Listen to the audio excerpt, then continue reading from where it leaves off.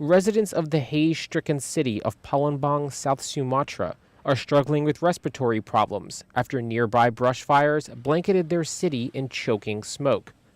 Local residents were stocking up on face masks as worries mounted that the situation would only get worse.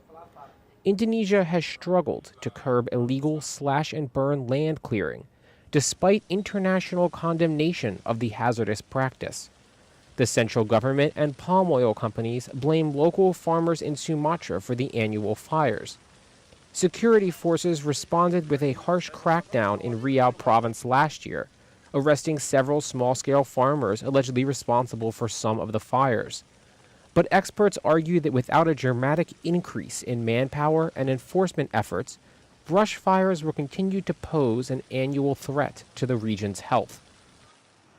Weeks of unusually harsh weather across Java now threaten the capital's water supply as officials in Bogor, West Java report alarming conditions at the vital Katulampa Reservoir.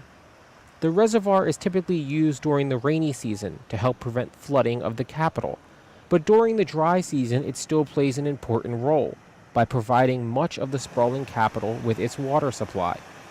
Local officials in Bogor say the Katulampa Reservoir is at the lowest levels they've ever seen.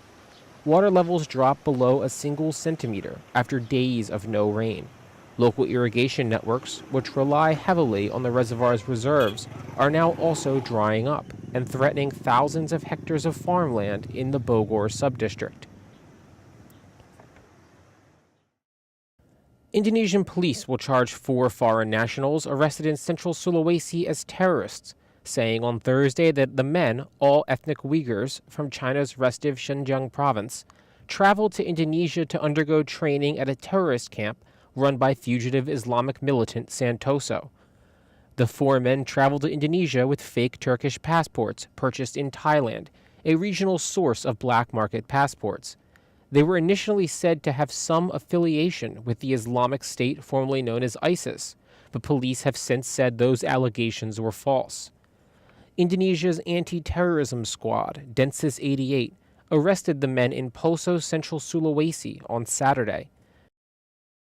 Disgraced Democratic Party chair Anas Urbaningrum blamed his legal troubles on outgoing President Susilo Bambang Yudhoyono and his son during his closing statements before the Jakarta Anti-Corruption Court on Thursday. Anas hinted at the involvement of the president and his son Edi Baskoro Yudhoyono in the Hambalang Sports Center corruption scandal. A one-time star of the Democratic Party, Anas has been a vocal critic of SBY and his son Ibas since the Corruption Eradication Commission's investigation first showed up at his doorstep. Anas has since accused the president and the KPK of engaging in a calculated political conspiracy to hang all the blame on Anas and other former members of the graft-stained Democratic Party. Anas said the allegations levied against him, that he accepted 100 billion rupiah in kickbacks from state-owned builder Adikarya, had been built up systematically and over time, relentlessly and in waves. He went on to slam everybody from SBY and Ibas to Marzuki Ali, a top Democratic Party official already implicated in multiple corruption scandals. Anas said before the court, "From the very beginning it seems I've been singled out, while there are those who remain politically untouchable. Yet those in the Democratic Party and even the public could see that there was another candidate for the party chair who was even more ostentatious when it came to fundraising and campaigning."